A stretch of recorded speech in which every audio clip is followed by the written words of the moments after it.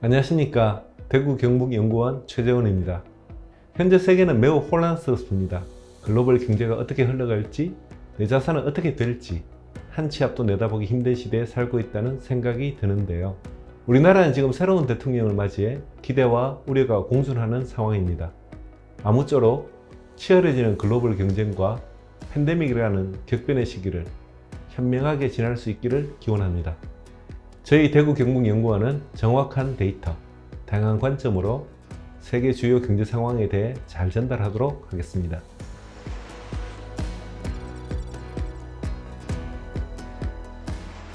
전 세계는 코로나 팬데믹 상황의 지속, 인플레이션의 확산, 우크라이나 사태 등으로 경기 회복의 문턱에 진입하기 쉽지 않아 보입니다.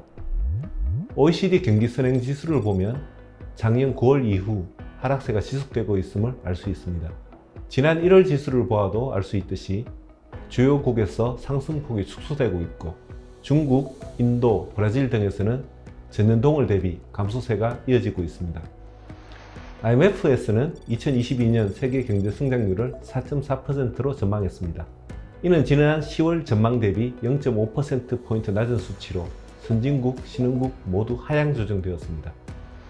세계 산업 생산과 교역량 역시 둔화세가 지속되고 있습니다. 그래프를 보면 작년 상반기 이후 증가율이 낮아지는 추세입니다. 최근 아시아 신흥국을 중심으로 교역량 증가율이 소폭 올라가긴 했는데요. 세계 경제 흐름에 워낙 불안정한 요인이 많아서 산업 생산과 교역량의 변화를 주의 깊게 지켜볼 필요가 있겠습니다.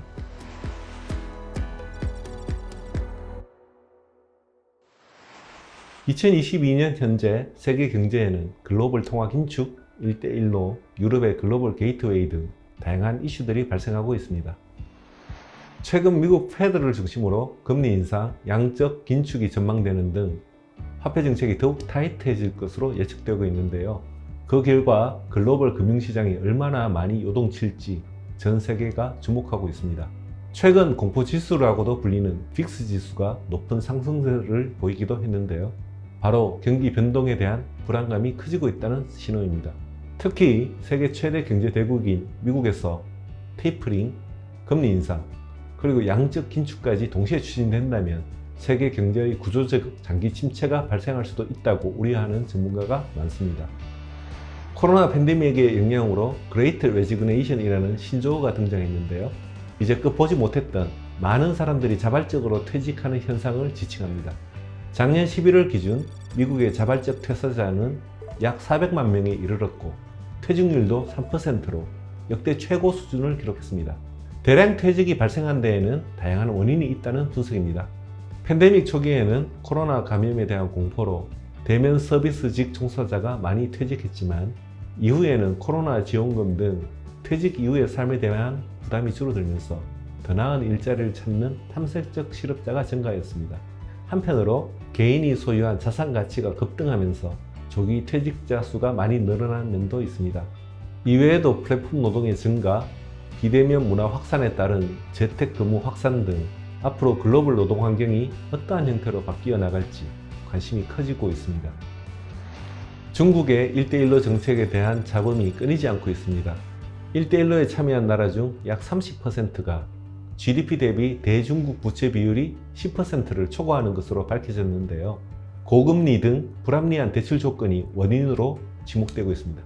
코로나 등으로 인해 스리랑카, 몰디브 등 경제난에 부딪힌 많은 나라들에서 재협상 등을 통한 채무 부담의 완화를 요구하고 있지만 쉽지 않을 것으로 예상됩니다. 각국의 재협상 목소리는 뒤로 한 채 중국은 아프리카 최대 현안인 백신 지원을 앞세우며 아프리카 사업 공약에 속도를 내는 중입니다.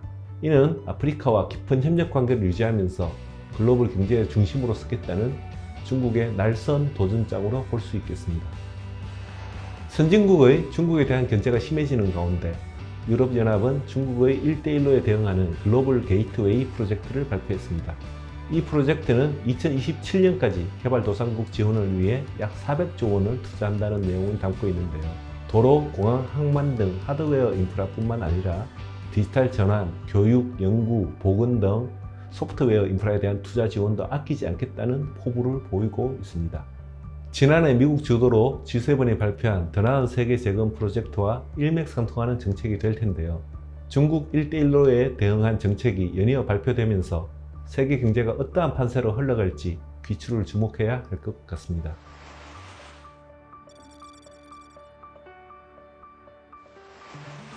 IT의 메카 실리콘밸리, 금융허브 뉴욕의 명성이 예전 같지 않습니다.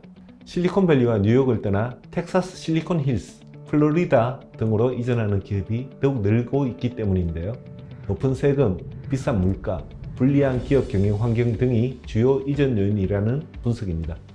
주민들의 탈도신 현상도 눈에 띄는데요. 원격 재택근무 문화 확산에 따른 주거 환경의 변화, 온화한 기후를 보이는 외곽 지역 선호 현상 또한 그 이유가 될 수 있겠습니다. 미국 전체 지역별 인구 비율 추이를 보더라도 전통적인 밀집 지역의 약화 움직임을 확인할 수 있는데요.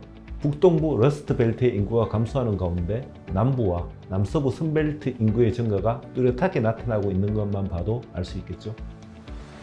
지난해 대구에서 하늘을 나는 택시, 즉 드론 택시가 등장해 많은 이들의 관심을 받은 기억이 나실 텐데요.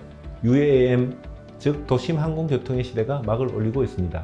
전 세계 UAM 시장은 2040년이 되면 1조 4,740억 달러, 약 1,800조 원 규모가 될 것으로 예상되고 있는데요. 컨설팅 그룹 KPMG에서 최근 어떤 나라가 UAM에 가장 준비가 잘 되어 있는지 평가했습니다. UAM을 위한 인프라 외에도 소비자의 수용성, 정책과 제도, 기술과의 혁신 수준을 함께 평가했는데요. 미국이 가장 앞서 있고 싱가포르, 네덜란드, 영국 등이 그 뒤를 잇는 것으로 평가되었습니다. 그렇다면 우리나라는 어떨까요? 40점 만점에 19.4점을 받아 중위권 이상의 성적을 기록했는데요. 나쁘지 않은 성적입니다만 미래 교통수단 경쟁에 뒤지지 않기 위해서 집중적인 연구개발, 시연 등 다양한 시도들이 더욱 필요해 보입니다. 미래 운송수단이라고만 여겼던 에어택시를 현실에서 이용할 수 있는 날이 성큼 다가온 것 같습니다. 전쟁으로 인한 안타까운 소식들이 들리면서 전 세계는 평화의 목소리를 내고 있습니다. 미래 세대를 위한 현명한 대처와 판단이 세계 모든 나라에 전해지기를 바라며 오늘 브리핑 마치도록 하겠습니다. 감사합니다.